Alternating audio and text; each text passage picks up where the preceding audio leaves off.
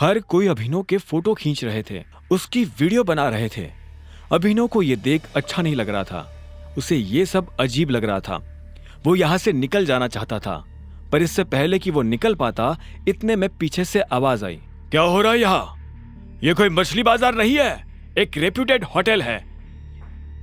ये आवाज और किसी की नहीं बल्कि होटल के मैनेजर की थी। तुम्हारी हिम्मत कैसे हुई हमारे वीआईपी कस्टमर के ऊपर हाथ उठाने की? क्योंकि इस आदमी ने हम लोगों को परेशान किया।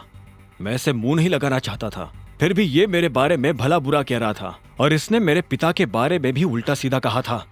बस इतनी सी बात पे तुमने इनके साथ इतना कुछ कर दिया।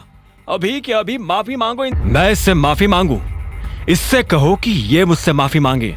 चुपचाप माफी मांग। तू जानता नहीं मैं कौन हूं।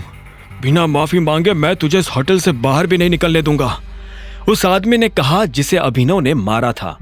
मामला बिगड़ता जा रहा था। अब इससे पहले की बात आगे बढ़ती, चाहत बीच में आई और बोली, एक्चुअली गलती अभिनव की नहीं है, इस आदमी की है। इसने मुझे छेड़ने की कोशिश की। यह मुझसे गलत तरीके से बात कर रहा था। मैं और अभिनव साथ में लंच पर आए थे, पर यह आदमी। चाहत ने सारी बात मैनेजर और आसपास खड़े लोगों को बता दी। मैनेजर ने पलटकर उस लड़के को देखा और बोला, क्या यह सही है? उस लड़के ने कोई जवाब नहीं दिया। ऐसे में मैनेजर फिर से चाहत की तरफ पलटा और बोला, जो भी हो मैडम, पर इससे माफी तो मांगनी ही पड़ेगी। अभिनव समझ गया था कि मैनेजर उससे ऐसे क्यों बात कर रहा था। असल में वो अभिनव को उसके कपड़ों से जज कर रहा था। जब अभिनव को लगा कि उसके पास और कोई रास्ता नहीं है, तो उसने अपनी जेब से अकरम का कार्ड निकाला और मैनेजर की तरफ बढ़ाते हुए बोला, तुम्हें पता है मुझे ये कार्ड किसने दिया है? इस पर लिखा नाम पढ़ लो, उसके बाद तुम्हें समझ में आ जाएगा कि निष्पक्ष फैसला कैसे किया जाता है। हाँ, यह सही कह रहा है।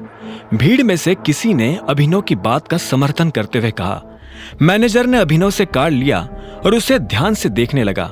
जैसे उसने कार्ड पर लिखा नाम पढ़ा तो उसकी आंखें फटी की फटी रह गई। जब अभिनव ने देखा कि मैनेजर के पास कुछ भी कहने को नहीं बचा है, तो उसने उस लड़के की तरफ देखकर कहा, और तू लड़कियों से बात करने से पहले अपनी मां के पास जा और उनसे सीख के लड़कियों की इज्जत कैसे की जाती है।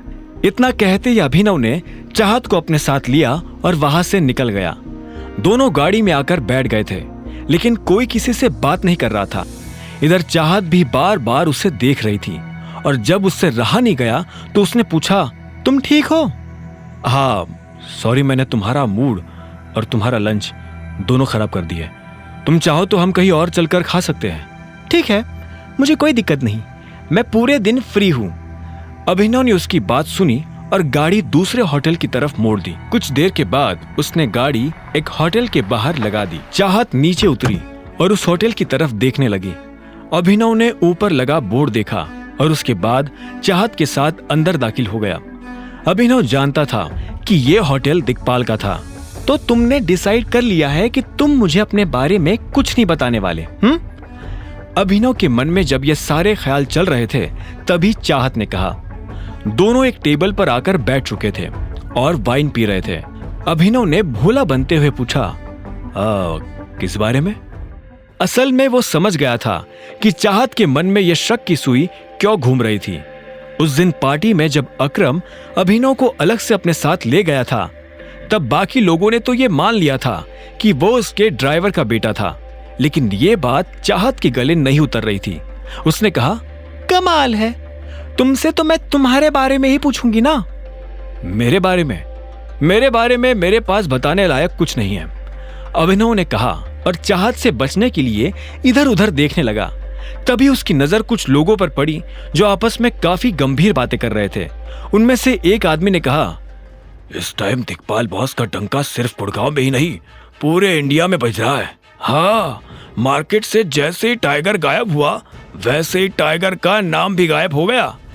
यह सुनते ही अभिनव पलटकर उस आदमी को देखने लगा जो ये बात कर रहा था। उसे समझ नहीं आ रहा था कि आखिर वो टाइगर के बारे में इस तरह की बातें क्यों कर रहे थे। बताओ ना अभिनव, तुम मुझसे क्या छुपा रहे हो? चाहत ने पूछा। तभी उन लोगों में से एक ने कहा, नहीं, टाइगर अभी गया नहीं, टाइगर जिंदा है और वो जल्द ही लौट कर आएगा।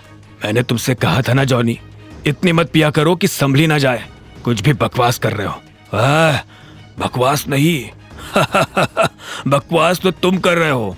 टाइगर का कंपैरिजन दिक्पाल से, विस्की और देसी शराब का क्या मैच।